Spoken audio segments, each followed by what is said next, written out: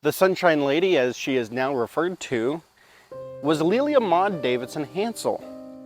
She and her husband lived down in Thomasville, Georgia, and eventually she came down with tuberculosis.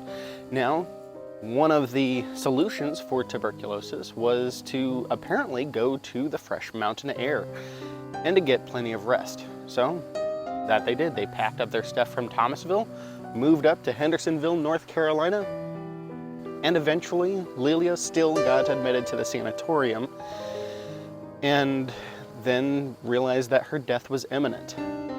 Upon learning this, she had one last request of her husband, and that was to be buried where the sun would always shine. So Mr. Hansel had agreed to make sure that she got buried where the sun would always shine by creating a glass tomb. Now eventually, she passed away in 1915 and was laid to rest right here, actually. After so much publicity, Hendersonville decided that they weren't going to have it. It took several years, but 1936, a publication made it so it was well known to everyone far and wide that there was this strange burial site. So they'd come all this way to see the strange lady. So management over at Hendersonville Oakdale Cemetery decided that they were going to cover her up. And that they did. They painted her over with black paint.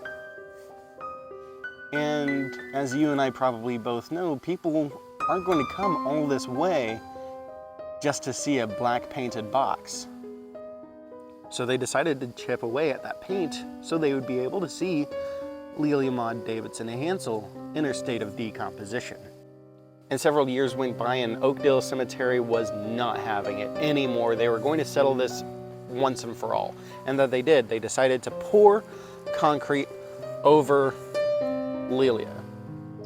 Now, as you and I both know, you can't have two mutually exclusive ideas come to pass.